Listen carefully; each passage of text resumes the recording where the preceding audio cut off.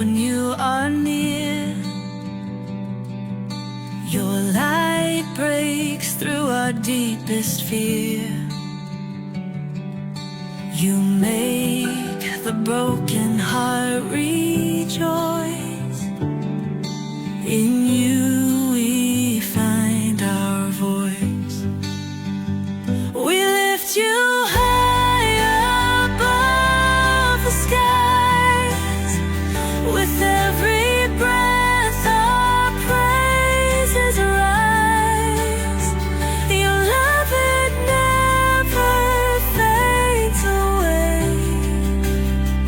We worship you both night and day.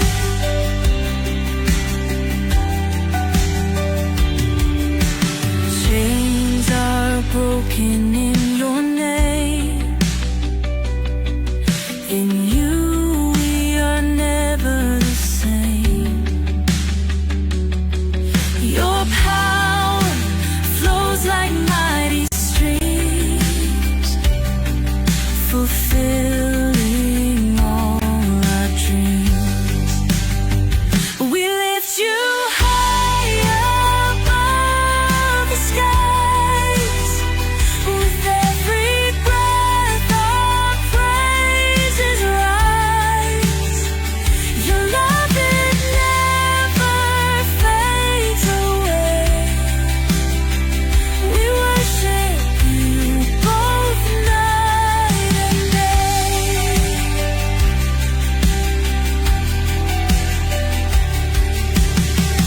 Your name is power, life, and peace. By your word our fears release. You are the hope that fills our soul. In you we find our goal. We lift you high above the skies. With every breath our praises rise.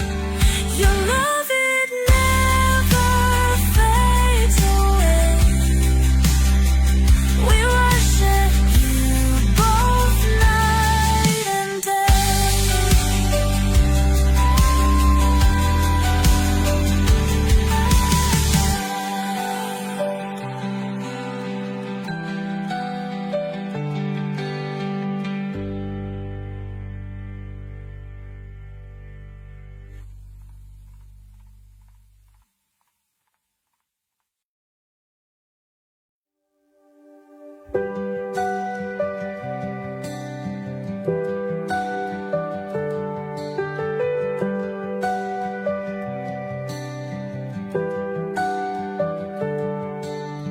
Darkness fades when you are near. Your light breaks through our deepest fear. You make the broken heart rejoice. In you we find our voice. We lift you high above the sky. Magandang gabi, shalom sa lahat, sa ating mga taga-subaybay sa Russia TV, podcast segment natin. Purihin ang Elohim, El Shaddai, Elyon, El Elohai Adonai. Una sa lahat, pasalamatan natin ang buhay na Elohim sa kanyang gabay patnubay sa ating isang linggong pakikibaka sa buhay. Muli ito po ang iyong host ngayong gabi, si Moshi bin Amador, isang Messianic Faith Defender. Welcome sa inyong lahat dito sa second episode ng ating podcast series na may title na Exposition of Book of First Enoch and Jubilees as the End Times Gospel of the Daughter of Zion.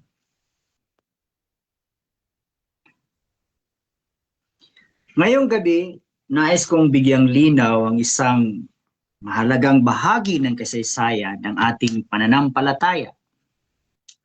Ito ay ang malalim na koneksyon ni Yeshua sa dalawang sinaunang aklat, ang aklat ng First Enoch at ang Jubilees. At kung paano sila nag-iwan ng marka sa bagong tipan. Bagamat hindi kasama ang Enoch at Jubilees sa tradisyonal na Biblia ng karamihan, ang mga naunang tagasunod ni Yeshua ay pamilyar at nagbabasa sa mga tekstong ito. Una sa aklat ng Enoch, dito unang ipinakilala sa mga pre-Second Temple generation bago pa isilang ang Misaya, ang tanyag na titulong anak ng tao o son of man bilang isang makapangyarihang Misaya at hukom. Ito ang mismong titulo na paulit-ulit na ginagamit ni Yeshua para sa kanyang sarili sa mga ebanghelyo.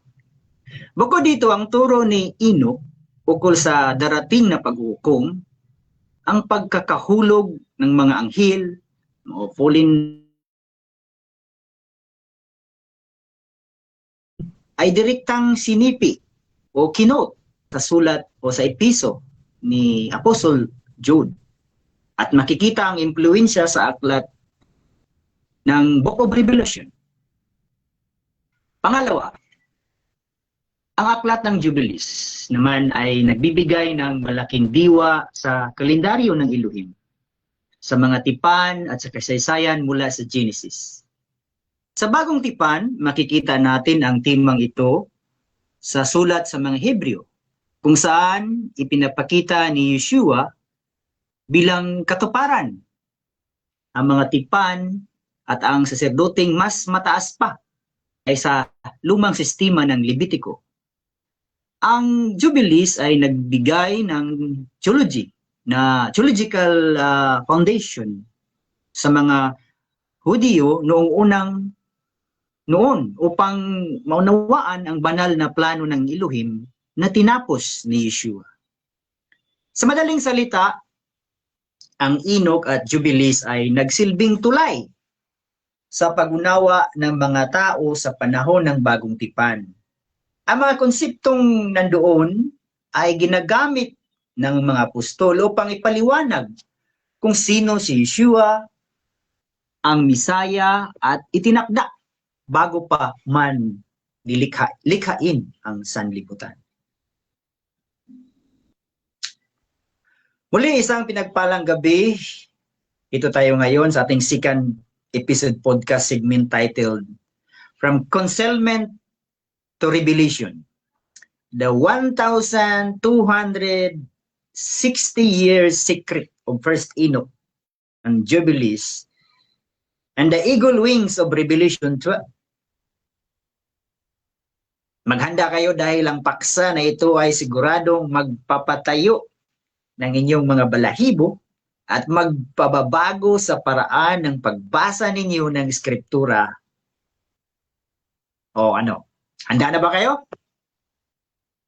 Simulan na natin. Isipin ninyo ang eksena sa Matthew chapter 22.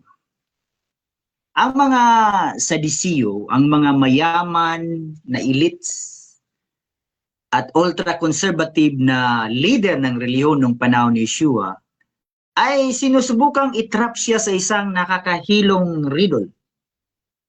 Nagdala sila ng kwento ng isang babae na nakapag-asawa ng 7 magkakapatid na lalaki. Sunod-sunod.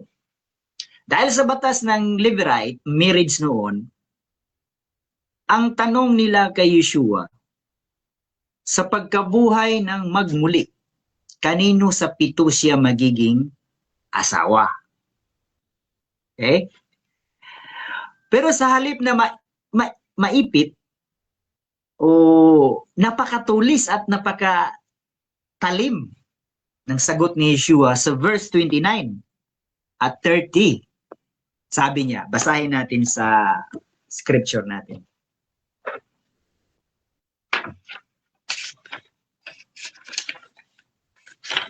22:29.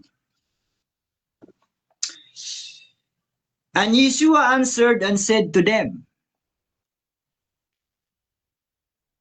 You do err, not knowing the scriptures, nor the power of Elohim. For in the resurrection they marry not, neither are they betrothed, but are as the angels of Elohim in heaven. Sa Tagalog pa, sabi ni Yeshua, nagkakamali kayo dahil hindi ninyo alam ang kasulatan o ang kapangyarihan ng Elohim, sapagkat sa pagkabuhay ng muli, hindi na sila mag-aasawa o magpapakasal, kundi sila ay magiging katulad ng mga anghel sa langit. Amen? Sabi ni Yeshua, nagkakamali sila dahil hindi nila alam ang kasulatan o yung scriptures. Ngayon, hahamunin ko kayo. Hanapin ninyo sa buong lumang tipan o sa Tanak, mula Genesis hanggang Malakay. Saan ba sinabi roon na ang mga anghel ay hindi nag-aasawa? Wala kayong makikitang ganyang talata. Kaya ang malaking tanong, anong kasulatan ba ang tinukoy ni Yeshua? Direktang tinukoy ni Yeshua ang Book of 1 Enoch, chapter 15. Book of Enoch, Book of Enoch, chapter 15. Direktang yang tinutukoy doon sa Matthew 22, 29, 30. Ngunit, kung ito ay tinuturing na kasulatan ni Yeshua, bakit wala ito sa 66 books ng Biblia na nagsisirculate ngayon? Bakit ito nawala sa kasaysayan sa loob ng mahigit 1 milenyo? Mga kapatid, hindi ito aksidente. Dito tayo papasok sa pinakamalalim na revelasyon ng ating episode ngayon. Ang divine concealment. Ang divine concealment, ang sadyang pagtatago ng Elohim sa mga librong ito mula sa kamay ng beast system o sa Tagalog pa, sistema ng halimaw.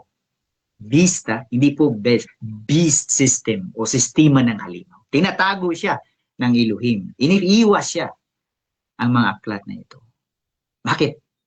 Upang ihayag bilang 2 pakpak ng malaking agila sa huling henerasyon.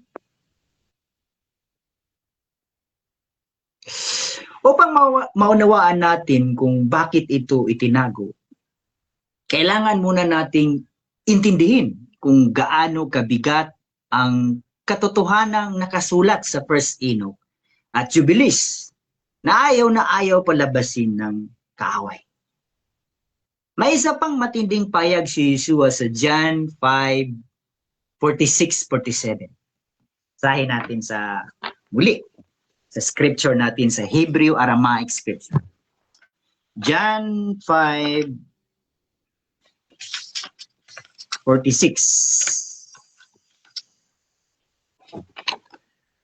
John 5:46-47. Sabi ni Yeshua, For if you believe in Moshe, you would also believe in me, because Moshe wrote concerning me. And if you do not believe the writings of that one, how will you believe my words? Sabi niya sa kanyang mga kritiko sa Tagalog, sapagkat kayo, no? Sapagkat kung kayo'y sumasampalataya kay Moises, ay sasampalataya din kayo sa akin. sapagkat siya'y sumula tungkol sa akin. Ang tanong, saan ba sinulat ni Moses tungkol kay Yeshua? Besides the Genesis and the Torah, ano ang isa pang aklat na ayon sa kaysaysayan ay idinikta mismo ng Elohim kay Moises sa bundok ng Sinai? Ano? Ito ang Book of Jubilees. Sa Genesis chapter 2 at sa Jubilees chapter 3, nakita natin na ang babae ay nilikha para maging katuwang, kasama at helpmate ng lalaki. Okay? Papaliwanag ko to sa inyo. Mahalaga ito, yung contrast ng Genesis 2 at Jubilee chapter 3. Tungkol sa importance, the essence of woman. Okay, ulitin ko. Sa Genesis chapter 2 at sa Book of Jubilee chapter 3, nakita natin na ang babae, makikita natin na ang babae nilikha para maging katuwang, okay, kasama at helpmate ng lalaki.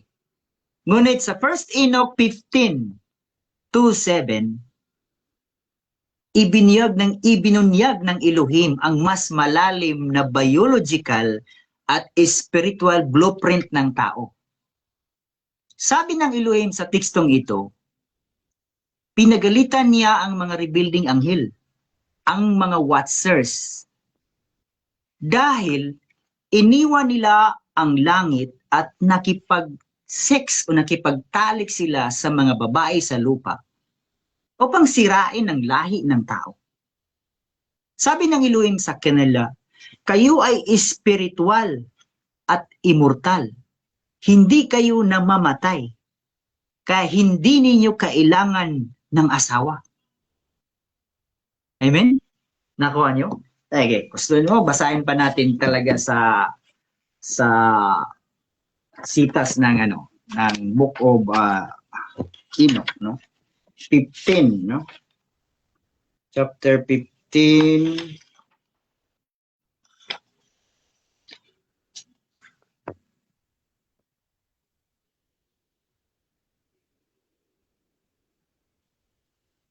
Okay. Chapter 15, verse 2. Sabi dito, approach and hear my voice. Kinakausap po nito ng Elohim, si Enoch. Go and say to the watchers of heaven for whom you have come to intercede. Okay? Ang nangyari dito, si Enoch na ang nag-intercede sa mga fooling watchers dahil nakiusap sila para makarating ang petition nila. Dahil nagkasala nga sila. You should, sabi ng Elohim, you should intercede for men and not for men for you. Pinagalitan niya yung mga anghel. Dapat kayo ang namamagitan sa mga tao, hindi ang tao makikimamagitan sa inyo. Why and for what cause? Okay, ito ano to ng rebuke, no, ng Elohim. Reprimand niya to. Why and what cause have you left the high, holy and eternal heaven, and had sex with women, and defiled yourself with the daughters of men, and taken to yourself wives, and done like the children of earth, and begotten giants, as you were sons? Nanganak kayo ng mga higante. Though you were holy, spiritual living the eternal life, you have defiled yourselves with the blood of women, and have begotten children with the blood of flesh, and as the children of men. You have lusted after flesh and blood like those who die and are killed. This is why I have given men wives, that they might impregnate them and have children by them, that deeds might continue on earth. Okay? Kita nyo? Kita mo yung ibang explanation na introduce ng Elohim dito. Sabi niya dito, this is why I have given men wives. that they might impregnate them and have children by them, that deeds might continue on earth. Dahil mortal nga tayo eh. Para magpatuloy yung mga gawa natin. To fulfill, to meet His plan, yung redemptive plan niya, kailangan po natin ng babae. Generation to generation. Yan pong purpose kung bakit tayo nag-aasawa. Kung bakit tayo nagkaroon ng mga asawa at nagkakaanak. So, pero ganito, tuloy natin sa anghel, no? Sa angel ang pinakalitan niya dito. But you were formerly spiritual, living the eternal life and immortal for all generation of the world. Pero kayo mga spiritual kayo, mga immortal kayo, wala kayong kamatayan, supposed to be. Therefore, I have not appointed wives for you. Yan ang sabi ng Elohim. Therefore, I have not appointed wives for you. You are a spiritual being of heavens. And in heaven was your dwelling place. Yun po ang kinote ni Yeshua doon sa Matthew 20 to 29:30. Yung kasulatan, yung scripture na sinasabi niya na ang mga anghel ay hindi nag-aasawa ay galing po sa 1 Enoch 15, verse 2 to 7. Malinaw po ang pagkasabi doon. Kaya tuloy natin.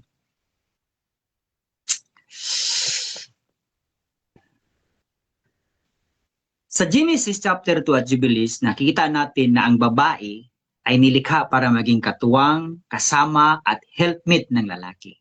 Ngunit sa 1 Enoch 15:2 to 7, binunyag ng Elohim na mas malalim na biological at spiritual blueprint ng tao. Sabi ng Elohim sa tekstong ito, pinagalitan niya ang mga rebelling anghel, ang mga watcher dahil iniwan nila ang langit at nakipag-sex o nakipagtalik sila sa mga babae sa lupa upang sirain ang lahi ng tao. Sabi ng Elohim sa kanila, kayo ay mga espiritual at immortal. Hindi kayo namamatay. Kaya hindi ninyo kailangang mag-asawa.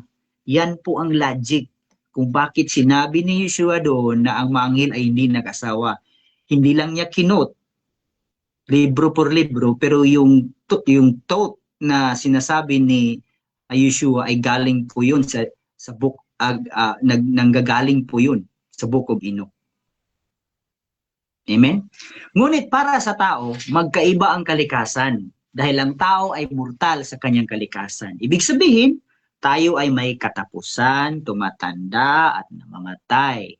Ibinahagi ng Elohim ang babae sa lalaki upang magbuntis, magkaanak at ipagpatuloy ang lahi at mga gawa ng tao sa mundo upang hindi ito maglaho. Kaya to continue means, deeds, mga gawa ng tao. Sa madaling salita, ang kasal at pagpapakasal ay isang remedial design o solusyon para sa mortalidad ng tao dito sa lupa. Amen? Nawa, ang revelation na yan ay katalima sa inyong mga puso. Yan po'y bago sa inyong pandinig. Ngunit, panahon na po na malalaman na po ninyo ang gospel na ito. Kaya noong itinanong ng mga Sedisyo si Yeshua gamit ang luhikang pangmortal sa Matthew 22, pinalagan sila ni Yeshua sapagkat sa pagkabuhay ng magmuli, immortal na tayo. Wala nang kamatayan. Kaya tapos na ang functional na layunin ng kasal. Amen. After resurrection, no need to marriage. Bakit? Dahil tapos na po ang functional purpose of marriage. Dahil naganap na nga ang divine plan, ang grand redemption plan. At hindi lang si Moises sa Jubilees ang sumulat tungkol sa kanya. Saan ba kinuha ni Yeshua ang paborito niyang titulo para sa kanyang sarili? Ang anak ng tao o Son of Man. Kung buksan ninyo ang The Parables of Enoch again, sa first book of Enoch, chapter 37. No? Chapter 37, tuloy-tuloy yan hanggang 71. Diyan makikita nyo ang concept, ang introduction ng Son of Man. Okay? Dito ipinakita ang isang misteryosong figure, ang anak ng tao na uupo sa trono ng kaluwalhatian, na siyang magiging katuwiran at siyang hahatol sa buong mundo. Cosmic Judge, Cosmic King, ha? Cosmic Judge, Cosmic King. No? Siya ang hahatol, no, sa buong mundo, sa buong universo. Kaya kapag nagtuturo si Yeshua gamit ang mga talinghaga, parables, at tinatawag ang kanyang sarili na Son of Man, sinabi niya sa sarili, ako ang tinutukoy sa mga talinghaga ni Enoch. Ang mga katotohanan ito ay napakarahas para sa sistema ng mundo. Kaya naman, nung umusbong ang kapangyarihan ng little horn, na tinutukoy sa Daniel 7:25, ano bang nakasulat sa Daniel 7:25? Yung little horn na nabanggit ko. So, basahin natin, no, sa scripture. Daniel 7:25.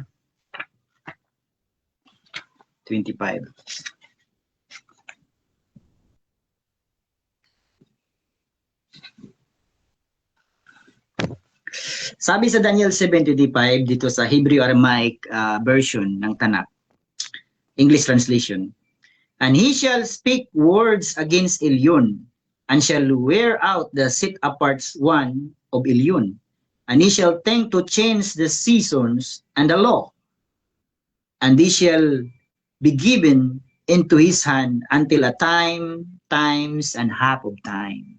Amen? Kasali po ito sa mga empires na inano ni Daniel sa kay King Nebuchadnezzar, pinaliwanag niya. No, yung tatlong yung apat major empires, the Babylonian, the Media Persia, and then Greece, Romans, the emperors, the Caesars, and so on. Dumating na po yung little horn, ang makapangyarihang politikal at religyoso na papasi, no, sa Roma, Pontiff.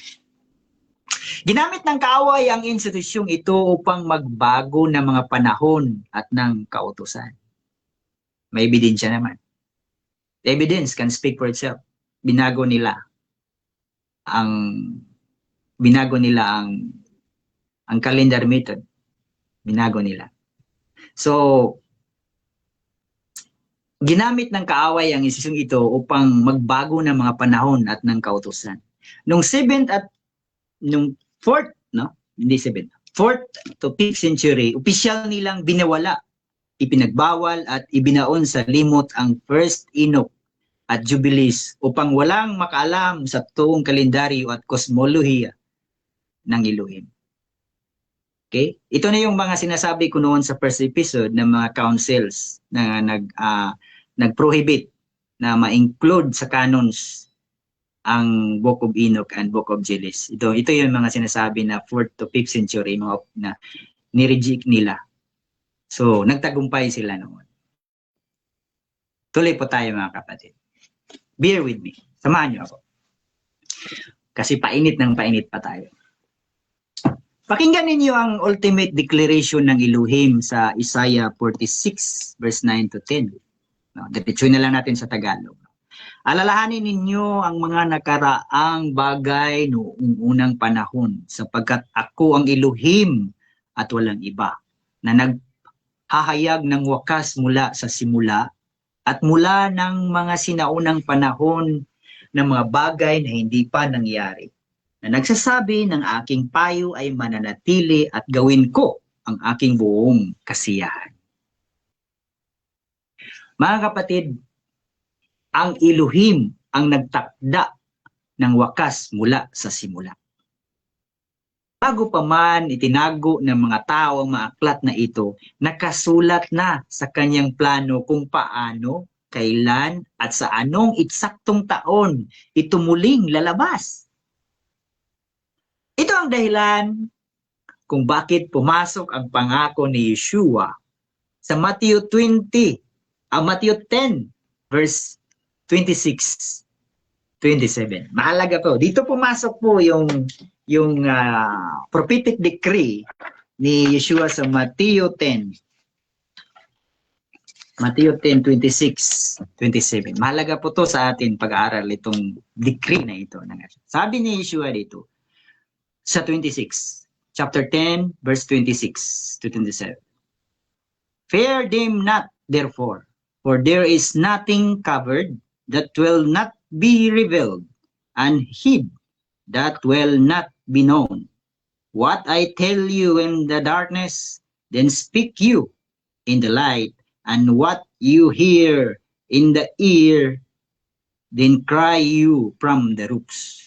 Yan ang prophetic na declaration ni Yeshua. Sa Tagalog pa, sapagkat walang natatakpan na hindi maihayag at walang natatago na hindi malalaman.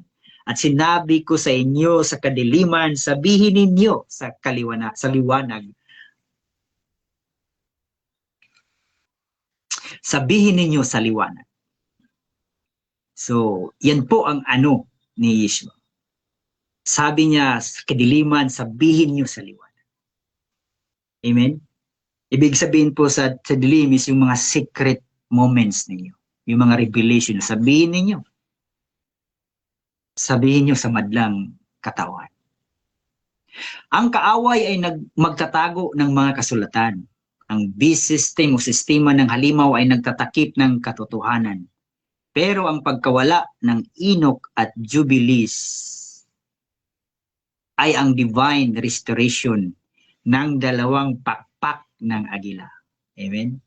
Tapos na po tayo sa Daniel 7:25, nakapag-connect na tayo doon. Ngayon, kukonect tayo sa dalawang pakpak sa two wings of eagle sa Revelation 12. Revelation 12, verse 14. Tuloy tayo. Buksan natin ang ating mga scripture sa Book of Revelation, chapter 12, verse 14. Okay. Buksan natin ang ating Hebraic, Aramaic, no, translation ng ating scripture. No? What I mean in Hebraic, Aramaic, hindi po ito Greek root scripture, kundi Hebrew Aramaic po ito. So, chapter 12, verse 14. Sabi po dito, translated pa rin ito sa ano.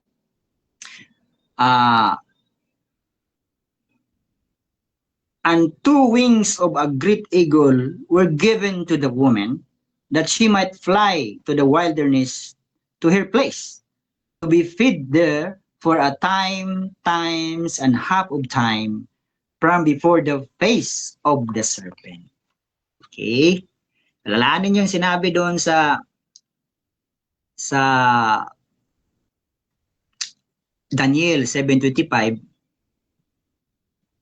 napailalim po ang mga nagkaroon po ng authority, no? Authority ang little horn ng loob ng time, times, of half of times. So, ganun din po, no? Parallel sa synoptic din dito sa Revelation 12:14, binanggit po rin yung time frame na yon. Ngayon, noong pinalabas ng dragon ang puot nito upang alisin, no? O dinalisin ang tapat na naglabi, no? Ang remnant, no? Para alisin ang remnant.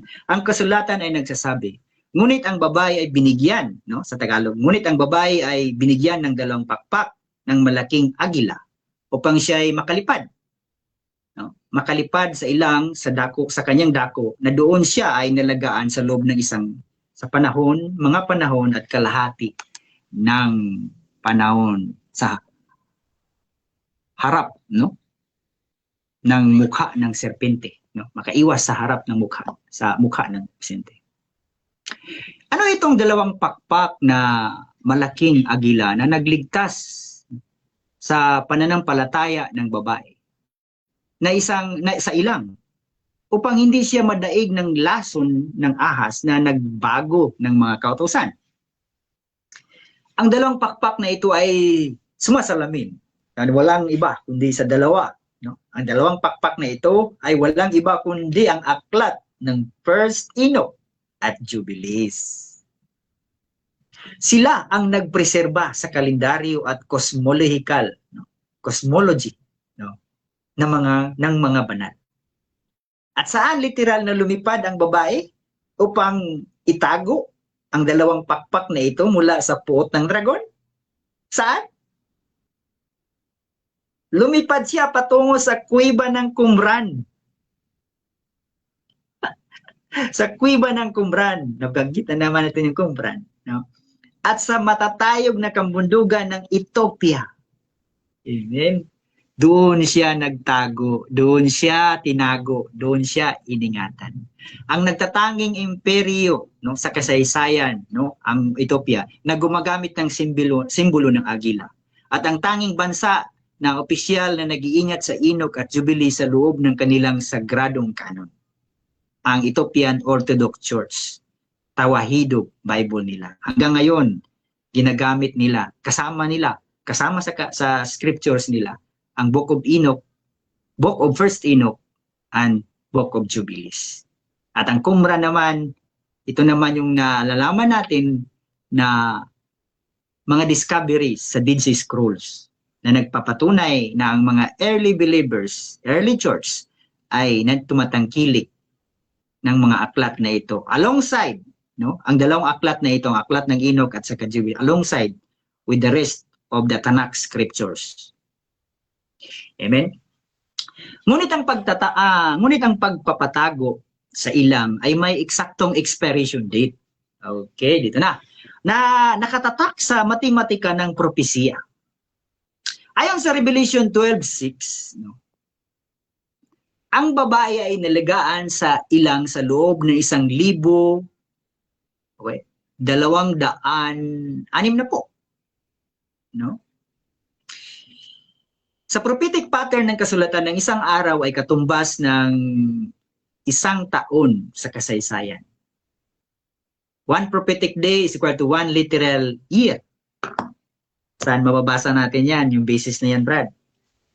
Mababasa po natin yan sa Numbers, Book of Numbers. No?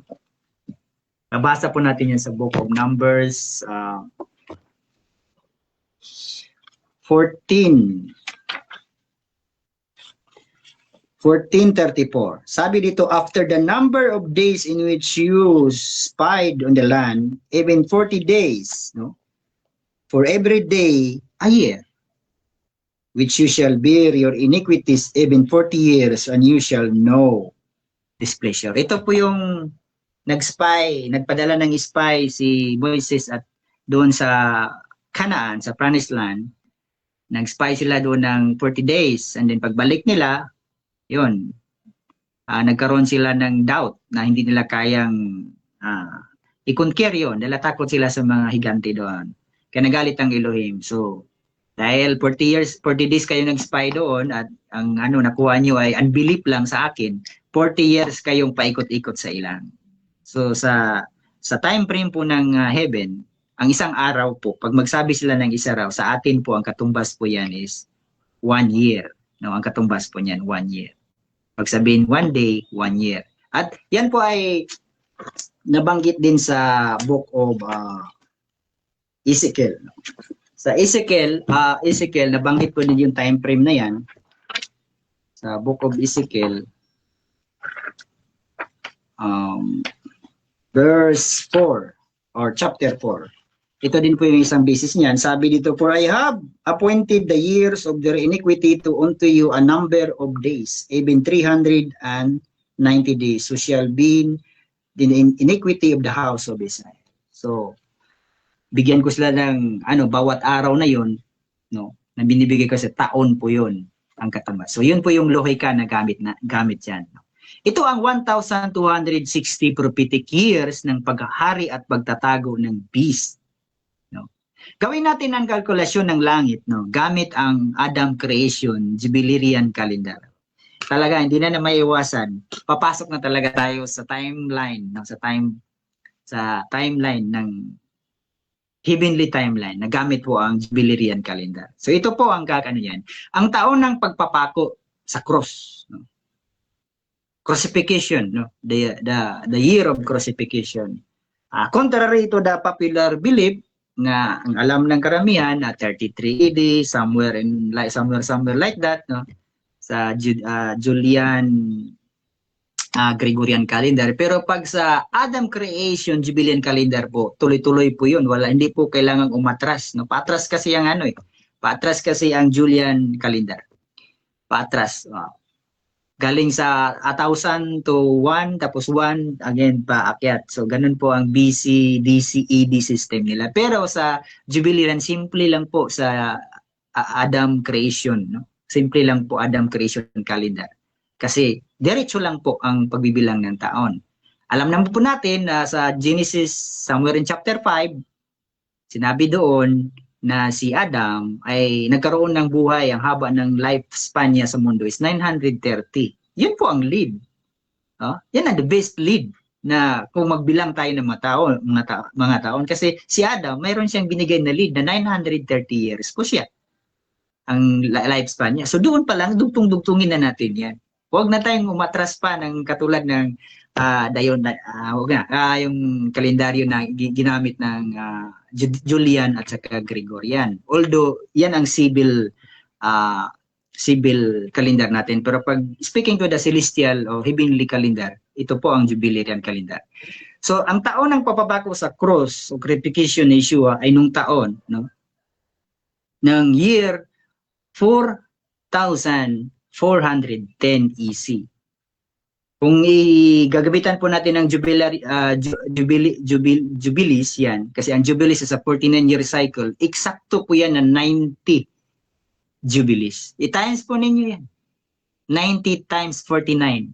Yan po ang makukuha ninyo. Eksaktong na taon na yan. Yan po ang crucifixion year niya. Plus, i-plus natin doon. No, after his crucifixion, i-plus natin yun. Yung nagmayagpag, yung kapangyarihan ng little horn, 1,260 years. No? Wherein nagtatago sa ilang yung dalawang aklat, no? Yung dalawang pakpak ng babae. So ang kinalabasan po noon sa matematika, no? 4,410 EC plus 1,260 years ay year 5670 EC. Amen? 5670 EC. Ngayon, yung 5670 EC, again, EC represents Adam calendar. Yung 5670 EC, kung i-harmonize mo yan sa civic calendar ng Gregorian ngayon, yan po yung taong 1883 ED. Amen? I hope nakasabay kayo. Kasi nag-ano na tayo ng calculation. Hanggang ba siguro magsasabi kayo na, Brad, paano mo yung naano yung 1,260? Paano mo naano yun na calculate yun sa time, times, sa half of times? But, in alignment naman sa popular belief, no, in alignment kasi sila sila na ang assumption nila yan 365 dahil yan nga ang yung civil calendar, no, 365 days, pero sa Jubilarian 364 days lang ang number of years. So sa amin sa Gregorian 364 days yan. But yung exact na traversing of the sun under the earth, no, composed only of 360. Yung apat na intercalation yan, yun po ay nagre-represent ng pagpasok ng mga seasons. No? Binigyan din siya ng isang araw, yung mga head of season. Nandoon yung spring season, nandoon yung pagpasok ng summer season, and then autumn season, and then winter season. May apat na yun. So, sa matematika, yung 360, no? I-times mo yan ng time, i-times mo doon sa figure na yon, yung time times and half of times, which is 3.5 yun, no? 3.5, no? Years. So, times mo yan sa 360, yun, sa 360 days per year, ang kinalabasan po niya is 1,206 days. Yun po ang logical explanation niya. Gumagamit po tayo ng logic, no? Hindi po tayo, no? Again, I said before na kami sa Messianic Faith Defender, we are abiding with the logic. No? We are abiding with the logic, consistency, and validity. Hindi po pwedeng mag-bypass po tayo o mag-leave tayo ng isang ano na yan, yung pillars of claiming a truth, no? Truth claim. Kailangan po logical, consistent, and valid. So, tuloy po tayo mga kapatid. Mga kapatid, alam niyo ba kung anong taon, no? Nasabi ko nga noon, yung 5670 EC, sa modernong Gregorian calendar natin ngayon, ito ay ang taong 1883 ED. Tingnan ninyo kung paano binuwag ng Elohim ang harang ng kasaysayan bago sumapit ang taong ito. Okay, history naman tayo ha. Kaya consistent kasi tayo eh. Kailangan consistent tayo. Hindi tayo nagsasabi ng walang consistent. Kailangan walang vacuum. So consistent tayo. So history. Noong taong 1870, alam ito ng karamihan. You can check it by yourself. If I am just talking marites, you can check it. Noong taong 1870 AD, ang huling pope na humawak ng absolutong political at militar na kapangyarihan sa lupa, si Pope Pius IX. Yung pope na huling humawak na may political power at the same time may military power, dalawa po, political power at mayroong military power. Ibig sabihin, meron siyang mga army, meron siyang kasandataan. Ang huling humawak ng may kapangyarihang politikal, no? At militar. Siya ay nakakita, no? He witnessed, no? Sa pagbagsak ng kanyang kaharian, nang pasukin ng hukbong Italiano ang Roma at buwagin ang Papal State. Yun, pinasok sila ng mga Italiano, no? At binuwag po yung Papal State, no? Nawalan ng bakal na kamay ang Little Horn. History, no? You can check it for yourself. At eksaktong pagkalipas ng 13 taon, after 13 years, swak na swak sa pagtatapos ng 1,000, no? At the end of 1,260 years, noong taong 1883. Okay? So, 1870 plus 13 years to, ito na, papatapos na siya. Eksaktong, ito yung pinaka-high time, no? Pinaka-highlights. 1,260 years noong 1883 AD. Doon talaga siya nagtapos, no? Nawalan siya ng kamay na bakal. At ang dalawang pakpak ng agila, no? The two wings of eagle na minention sa Revelation 12 verse 14. Ang Book of Enoch at Jubilees ay opisyal at malayang sumabog sa publiko, no, mula sa ilang, from the wilderness of Qumran, okay, the Dead Sea Scrolls and the wilderness of Ethiopia, okay, ang kasaysayan sa pamagitan ng mga burdinong salin ng mga eskolar tulad ni R.H. Charles at Joseph B. Lumpkin, no? Hindi na kayang pigilan, no? Hindi na kayang pigilan ng ahas ang paglipad ng katotohanan. Eksakto sa taon, eksakto sa propesya.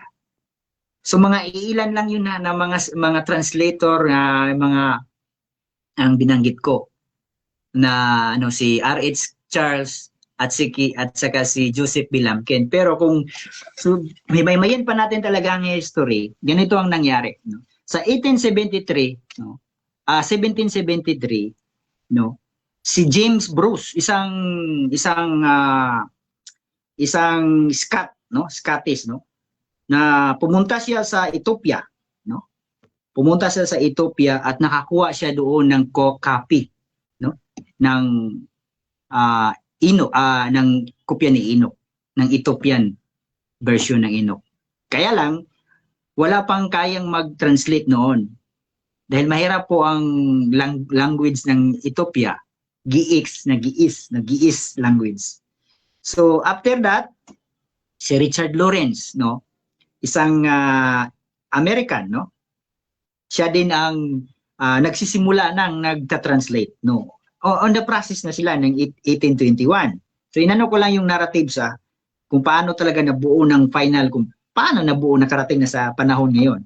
Ito yung mga importanteng mga tao na naging instrumento para masalin ang Book of Enoch at Book of Jubilees.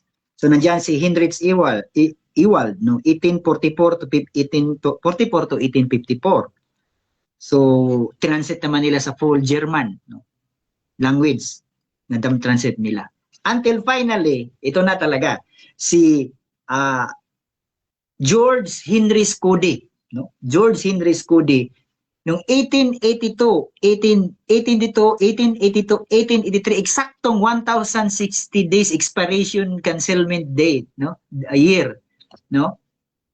Nabuo talaga niya ng buo. Siyang American scholar siya, no? Nabuo niya ang buo ang Ethiopian, no? Yung Ethiopian Enoch version, no? Ethiopian Enoch version. Nabuo niya na lahat. Na ito'y available na talaga, no? Naging available na sa publiko, no? Mainstream, hanggang nakarating na sa ating panahon yun. Wala nang nakapigil, kaya nakarating na ang mensahe na tinago sa loob ng 1,260 years at ginamit itong mga taong ito. So, mga kapatid, bilang pagtatapos ng ating segment ngayon, ano ang ibig sabihin nito para sa atin? Ang divine concealment ay tapos na. Itinago ng Elohim ang dalawang pakpak na ito sa loob ng 1,200 years upang protektahan ang mga ito para sa isang particular na grupo ng mga tao. No? Para protektahan ito, para ang he protected this for the purpose of a particular generation. No? Para sa kanino? Para sa huling henerasyon. Our very own generation. Para sa atin. Para sa atin ngayon na nabubuhay sa panahon na ang mga silyo ay binubuksan na. Amen?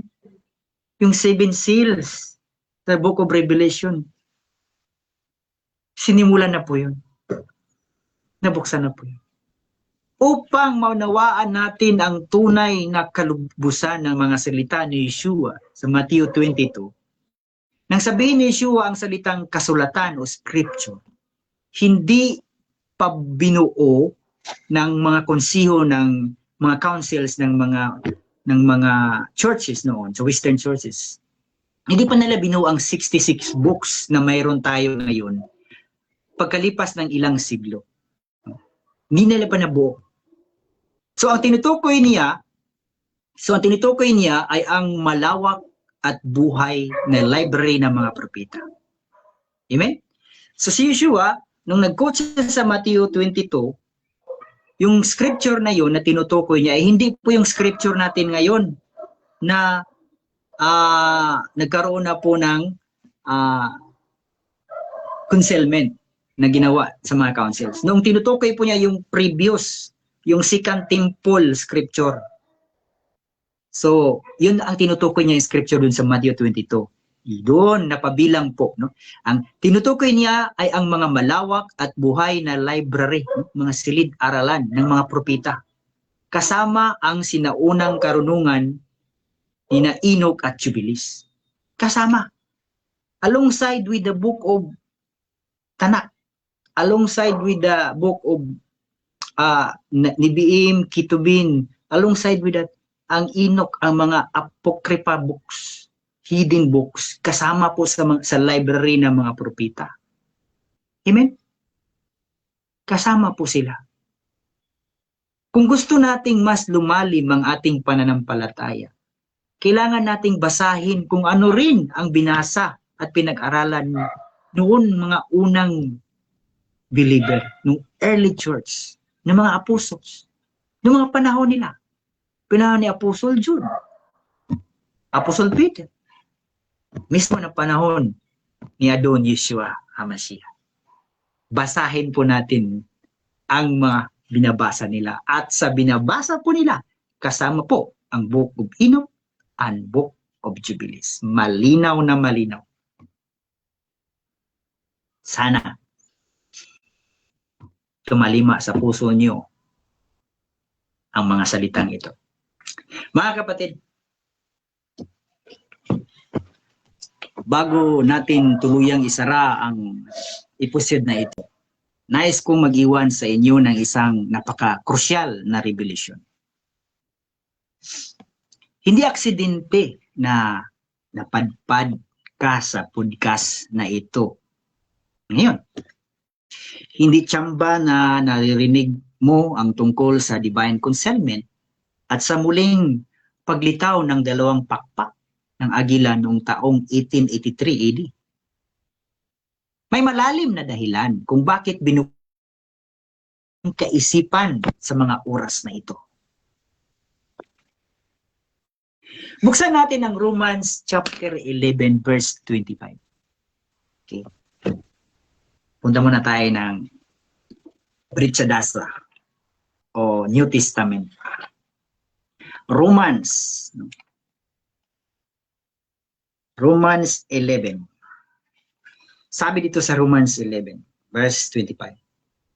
Sabi ni Paul, "For I want you to know this mystery, my brothers, so that you will not be wise in the thought of your nephews, that the blindness of the heart in part has happened to Israel, until the fullness of the Goyim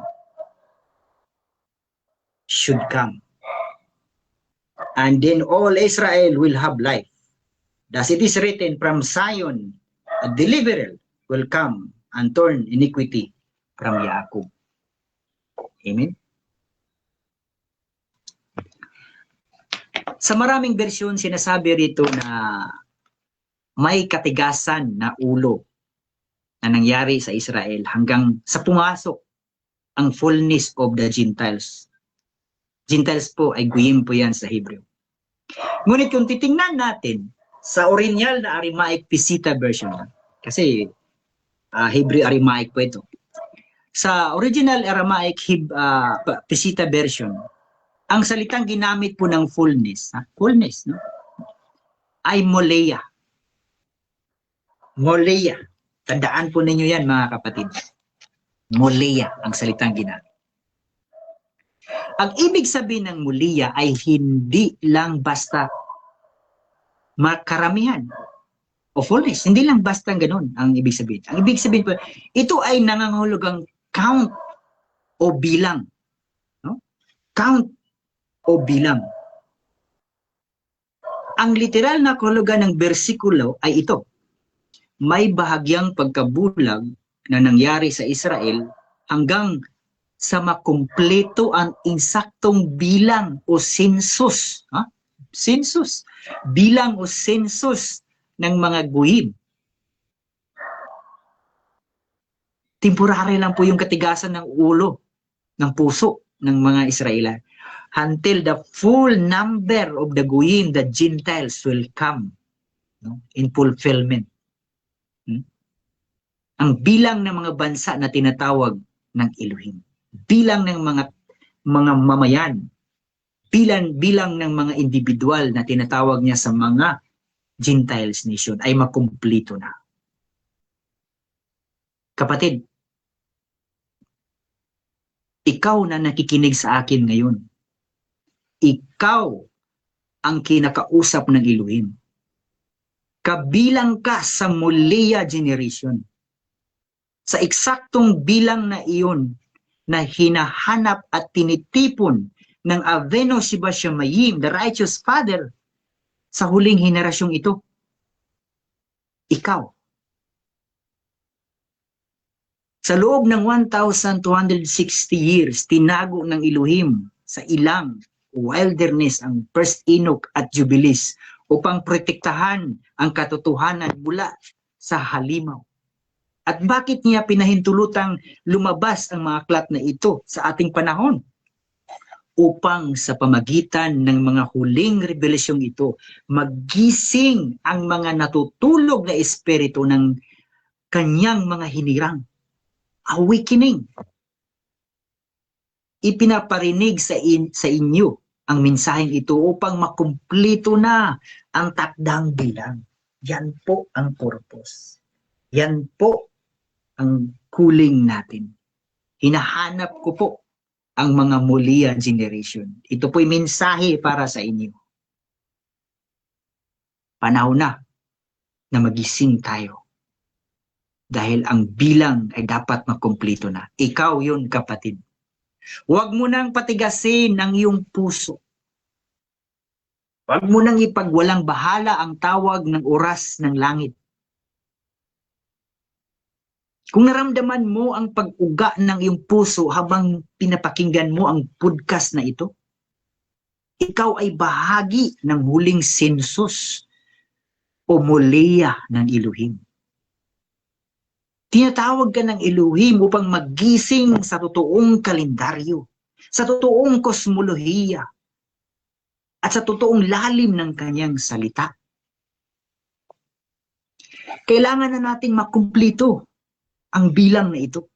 Sapagkat kapag ang huling tao na bahagi ng mulia ay nagising at pumasok sa pinto ng katotohanan, ang takdang bilang ay sasarhan na. Ang wakas ay darating na. At ang pagbabalik ng ating Mesaya ay hindi na mapipigilan. Maging bahagi ka ng bilang ng nagbabantay. Maging bahagi ka ng henerasyon na nagbubunyag. I-share mo ang podcast na ito. Mag-ingay tayo sa ibabaw ng mga bubong. At sama-sama nating tapusin ang takdang bilang ng Elohim. Hallelujah. Hallelujah. As we close in our today's episode, this is your host, Moshe bin Amador, leaving you with this. In the right time, at the right place, as it is written, I believe, and because of that, I spoke. Shabbat Shalom, everyone. Maranatha. Come, Adon, Yeshua HaMashiach. Hallelujah, Hallelujah, Shalom, Shalom. Maraming salamat po, mga kapatid.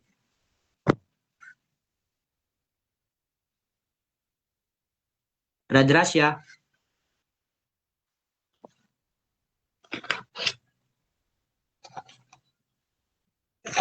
Stop. Siguro kukuha tayo ng ilang mga question dito, bro. Galing sa Sige po. audience. At shoutout muna kay Emi Alfonso at nandyan din si Pastor Francis Chan, si Pastor Ferdinand Sustento. Shoutout din kay Grace Barrios, si Lulich Cohen. Shoutout din kay yung naka-Japanese, si Althea. Shoutout din.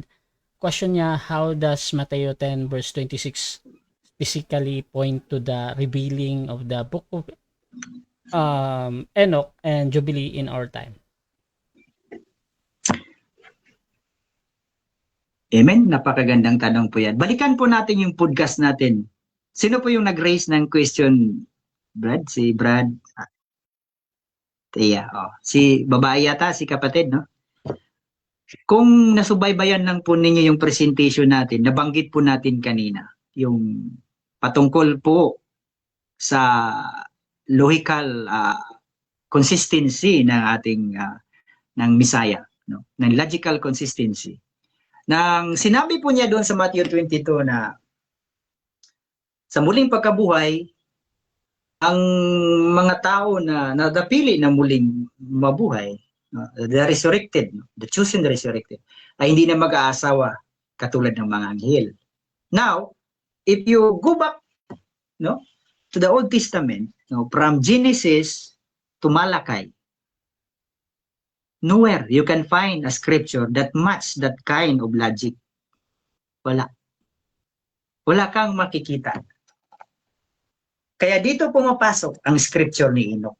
Kasi doon sa 1 Enoch chapter 15, yung binasa ko po kanina, Chapter 15, 1 Enoch, paki-note lang po, chapter 15 ng 1 Enoch. Kung meron po kayong mga pwede po ninyo ma-search yan. Chapter 15 ng 1 Enoch, verse 2 until 7, 2 to 7. Ang konteksto po ay ganito. Ang sabi po ng Elohim, bago yan, si Enoch ay kinuha ng mga watchers, parang abogado, na yung petition nila makarating sa Elohim. Kasi hindi na nga sila, hindi na sila pinansin na ngayon, pinarosahan na sila. By the way, bro, na sila. Kung kaya mong as short answer as possible kasi napaka-limited yung time natin. Para Sige po. ma-cater natin yung ibang tanong pa ha. So, continue lang bro. Okay po. Salamat po sa bro. Salamat po sa paalala. So ganito po. Doon po sa chapter na sinasabi ko 15 to 2 and 7 sa 1 Enoch. Doon po tumutugma ang logical urgency ng sinasabi ni Yeshua. Doon sa Matthew 22 verse specifically 29 and 30 na ang mga angels ay hindi nag-asawa. Dahil sila po ay mga immortal being. Hindi nila kailangan na magkaroon ng mga descendants dahil sila po ay walang kamatayan. Supposed to be walang kamatayan.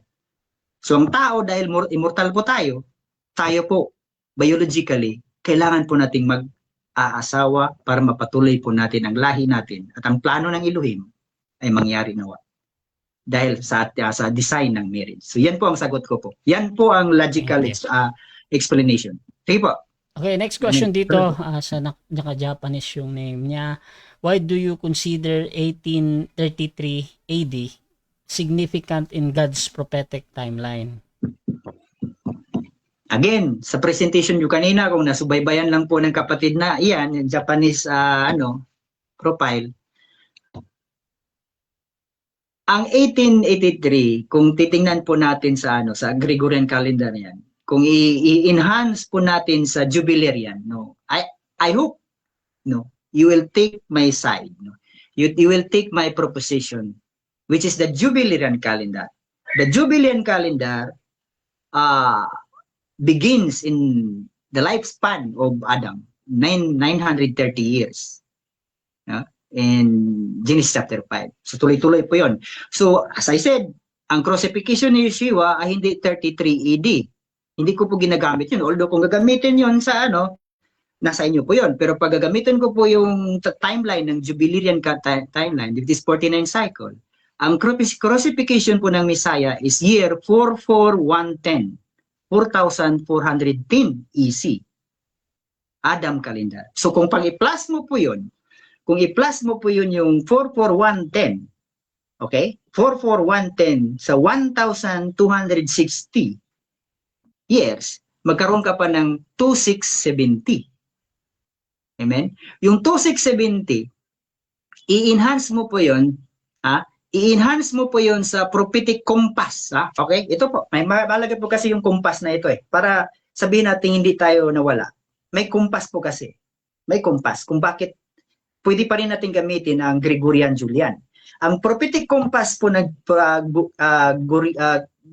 Gregorian na pwede natin i-apply doon sa Jubilarian ay yung return of the Israel noong 1948. Okay, i-take mo yung 1948. Yung 1948, kung i-deduct mo yun, ang katumbas namang 1948 sa Jubilarian calendar is 5785, year 5085. So pag i-deduct mo yun, yung 1948, mayroon pong lumalabas ng mga almost 115 years. So 1948 minus, if I'm not mistaken, yun po, sa mathematical na yun po, ang year 1883. Kung maingat lang po kayo sa history, maraming nangyari sa 1800s. Alam niyo yun na mga, hindi ko na lang sasabihin, yung mga nag-investigative, meron kayong mga claim dyan. Ako, hindi ko kayo inaano, no? Hindi ko kayo minamaliit. Meron kayong punto. Pero hindi lang yun na-overlook lahat. So, yun po, Brad. Ang kumpas ko po kung paano ko ma-harmonize ang Jubilarian at saka ang Gregorian ay ang restoration ng Israel noong 1948. Doon po ako nagkukumpas. Pabalik, papunta sa past history and from now sa ngayon. So kung ako man, sa time ko ngayon, sa time frame ko ngayon, sa Jubilarian calendar namin ngayon, we know that 1948 plus ngayon, 2026, meron ng 78 years, di ba? So, mayroong 78. So, from year 5785, which is 1948, plusan mo yung 78 years, ang current year po ng Jubilarian calendar, ng Adam calendar, is year 5863 BC. So, yun po ang ano ko. Mayroon po akong kumpas, meron po kaming kumpas na sinusunod, which is the restoration of the Israel in 1948. So, ma-apply pa rin natin ang Gregorian. So, way back, pabalik noon, 1883 po. No? Yun po ang time na nagkaroon ng hinang kapangyarihan, nawala na po yung kapangyarihan ng Little Horn. 1870 po, siya nawala, and then 13 years after, tuluyan na talaga siyang nagbanis. Nawala na po siya ng military at political matter. Kaya malaya na po nakapagsalin ang mga Bok Ag-inok, nakalaya siya, nakalipad siya muli mula sa bundok ng Ethiopia. Nakarating siya hanggang sa panahon ko, sa panahon ninyo. Kung kabilang kayo sa Mulia generation, ito ay para sa inyo. Amen. Salamat po, Brad. Siguro last question galing sa akin, bro. Amen. Question galing sa akin. Yung paggamit mo ng 1883 at dun sa calculation mo, 'di ba ang taon na yan ay Gregorian calendar. Now, how are you very sure na since yung stand mo nga ay parang distorted or mali yung ganyan na kalendaryo, how are you very sure or certain na accurate yung pag-convert ng 5,670 doon sa Gregorian calendar? What if several years or decades yung ano nito, yung pagka-kurap nga para sa iyo or mali yung pagbilang? Amen. Napakagandang tanong po, Brad Gracia. Ganito po ang approach ko sa tanong na yan. Unang-una, ginagamitan ko po yung history. Ginagamitan ko po siya ng consistency. Hindi po ako bumubuo ng arithmetic lang, simpleng arithmetic para makuha ko siya. Kung titingnan po natin ang history,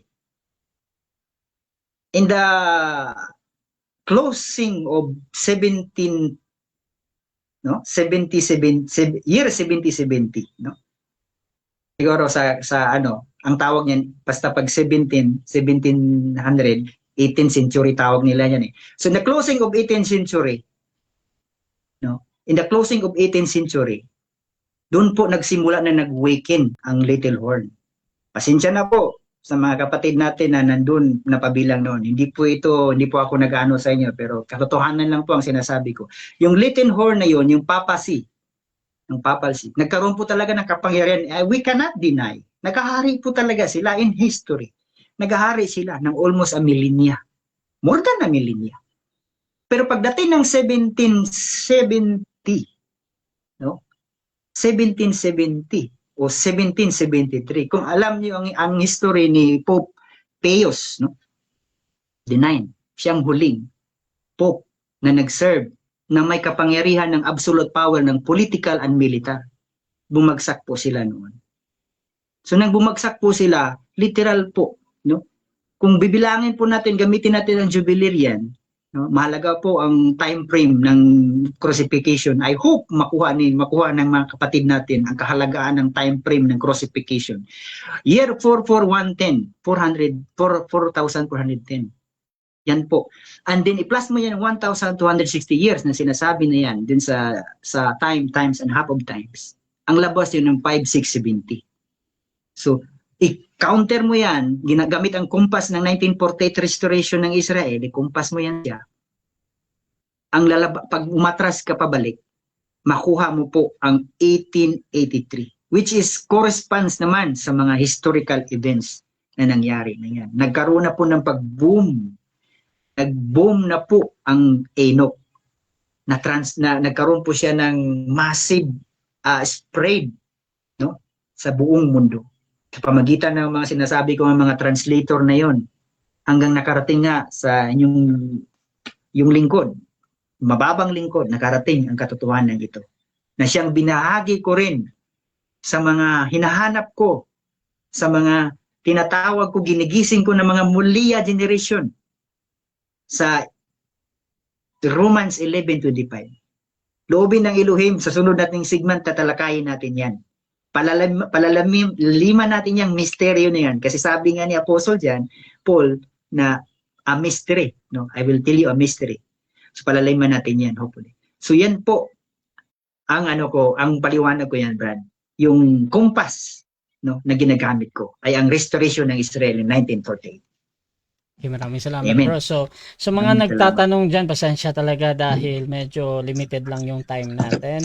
Sisikapin ni brother na sagutin pa ang inyong mga question. Meron kasing nagtatanong. Si Emmy Alfonso, talagang iba yan. Si brother Reuel, si Emmy, isa siyang ex-MCGI. Brother Reuel Celebran, nagtatanong din siya, isa siyang SDA. Shoutout din kay Arnaldo Di Mateo. Ayan, maraming salamat.